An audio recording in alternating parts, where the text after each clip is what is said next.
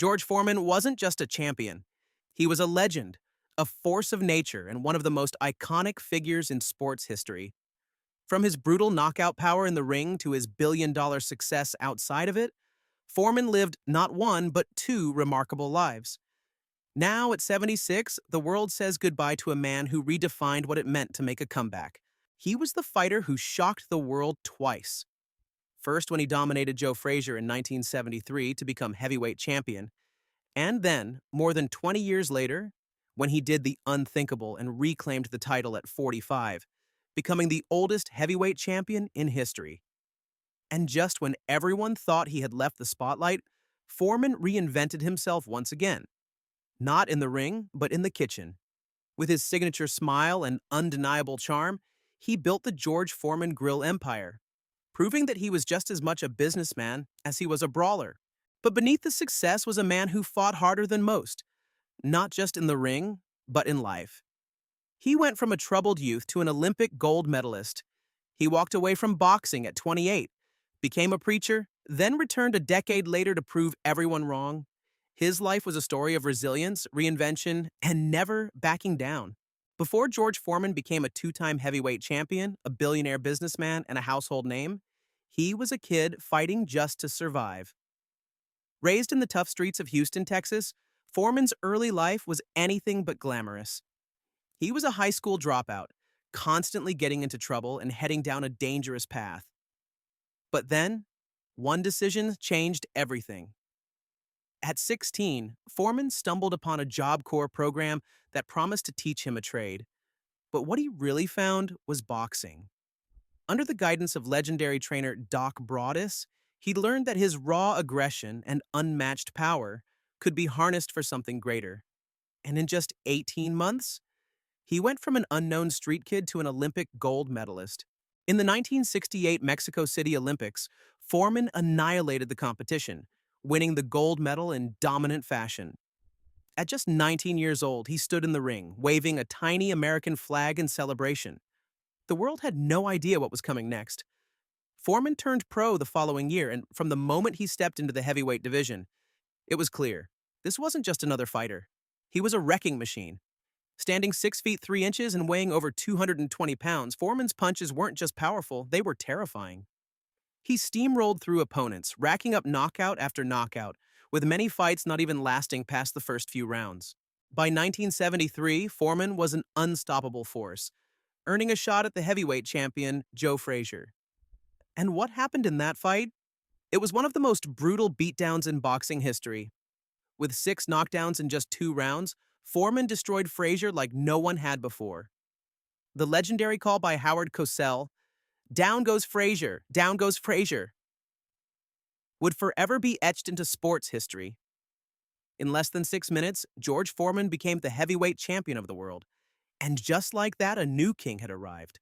But Foreman's story wasn't just about dominance, it was about reinvention. Because as quickly as he had risen to the top, his world would soon come crashing down. When George Foreman demolished Joe Frazier in 1973, it wasn't just a title win. It was a statement. The boxing world had never seen power like this. At just 24 years old, Foreman had become the most feared man in the sport, and his reign as heavyweight champion was shaping up to be an era of destruction. Foreman wasn't just knocking out opponents, he was obliterating them. His punches weren't just powerful, they were career-ending. Frazier had never been knocked down before meeting Foreman, and he got sent to the canvas 6 times in 2 rounds. Foreman didn't just beat champions, he humiliated them. Foreman entered his 1974 title defense against Muhammad Ali as an undefeated, unstoppable force. He was younger, stronger, and had never been knocked down. Vegas odds had Ali as a massive underdog. Most believed it wouldn't just be a loss for Ali, it would be a massacre. But what happened next would change the course of boxing history. By 1974, George Foreman was unstoppable. Undefeated, feared, and fresh off of destructive knockouts over Joe Frazier and Ken Norton. He wasn't just the heavyweight champion. He was a monster. Fighters didn't just lose to Foreman, they barely survived. When Muhammad Ali agreed to face him in the Rumble in the jungle, many believed it wouldn't just be a loss for Ali, it would be the end of his career. The fight held in Kinshasa, Zaire, Now the Democratic Republic of Congo was one of the most hyped in boxing history. Foreman was younger, stronger, and seemingly invincible. Odds makers had Ali as a massive underdog. No one expected him to last. Even Foreman later admitted that he stepped into the ring expecting to end Ali in just a few rounds. And for the first few rounds, it looked like he would. Foreman came out swinging, wild, brutal power punches aimed at taking Ali's head off. But something strange happened. Instead of fighting back, Ali leaned against the ropes. He covered up, absorbed the shots, and let Foreman punch himself out. The crowd and even Foreman's own corner were confused. Ali later called it rope-a-dope, a strategy no one saw coming. As Foreman threw punch after punch, Ali whispered insults, taunted him, and made him throw even more. By the middle round, something shocking happened. Foreman started to slow down. And then in the 8th round, Ali made his move. With a sudden burst of speed, Ali came off the ropes and unleashed a lightning-fast combination straight to Foreman's head. Before the champion could react, he was on the canvas, knocked down for the first time in his career. The count felt like it lasted forever. The undefeated, unbeatable George Foreman couldn't get back up in time. Just like that, in one of the greatest upsets in boxing history, Muhammad Ali had defeated the most dangerous man in the sport. Foreman wasn't just beaten, he was humiliated. And in that moment, his reign of dominance was over. After the fight, Foreman spiraled. The loss crushed him. He would later say that for the first time in his life, he questioned everything. In just one night, he went from being the most feared fighter alive to a man struggling to find his purpose. And 2 years later, he walked away from boxing completely. But George Foreman's story was far from over, because what happened next was even more shocking than his fall.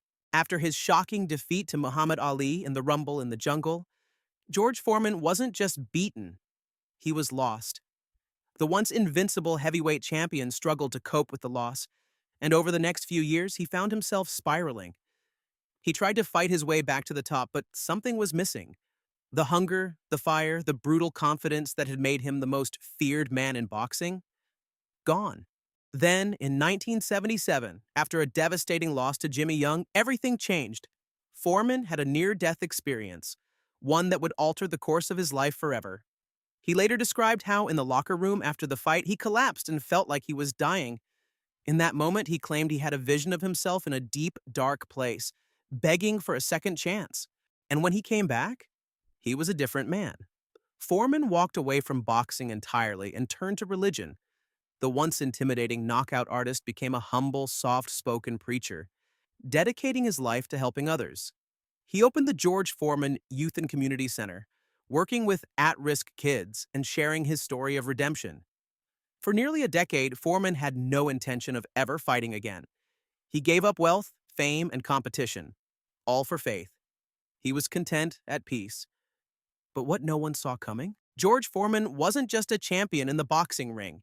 He became one of the most successful businessmen in sports history. After reclaiming the heavyweight title at age 45, he shocked the world yet again. Not with his fists, but with his business savvy. It all started with a kitchen gadget that no one took seriously at first. In the mid-1990s, Foreman was approached by a company with an idea: a slanted electric grill that could drain fat from food. The original plan? Just have Foreman endorse it as a quick celebrity paycheck. But Foreman didn't just lend his name, he made it his brand. He saw the potential in an easy-to-use grill that could appeal to health-conscious families and took an active role in promoting it. With his warm personality and infectious enthusiasm, he made the product a household name. And the results? Unbelievable. The George Foreman grill became an instant sensation, selling over 100 million units worldwide. It wasn't just a kitchen appliance, it was a cultural phenomenon. Foreman's catchphrase, "It's so good I put my name on it," became iconic. And the financial payoff? Even bigger than his boxing career. By the early 2000s, Foreman had made hundreds of millions of dollars from the grill alone. And in 1999, he sold the rights to his name for a staggering $137 million. By the time his business empire was at its peak, George Foreman had earned more from the grill than he ever did from boxing. But beyond the money, the grill symbolized something bigger: Foreman's ability to reinvent himself. He had gone from feared knockout artist to beloved TV pitchman, proving that a champion isn't just measured by wins in the ring, but by how they rise after every fall. His legacy? Not just one of the greatest boxers of all time, but one of the smartest, most successful athletes to ever step outside the sport. George Foreman wasn't just a boxer. He was a force of nature, a man who defied the odds, reinvented himself time and time again, and proved that greatness isn't about how many times you fall, but how many times you rise. His story wasn't just about winning championships, though he did that twice. It wasn't just about making history, though he did that too. It was about resilience, reinvention, and proving that it's never too late to change your life. Then, in his greatest reinvention yet, he turned himself into a global business mogul, selling over 100 million George Foreman grills and earning more from the kitchen than he ever did in the ring. But beyond the knockouts, beyond the billion-dollar empire, his true impact was on the people he inspired. Foreman wasn't just a fighter. He was a symbol of hope. He showed the world that you could change, grow, and come back stronger than ever. His name will forever be remembered not just in boxing history, but in American culture. From Olympic gold to world titles, from preacher to businessman, from feared champion to beloved icon, George Foreman's legacy is one of the greatest of all time. And that's why, even in his passing, his story will never die.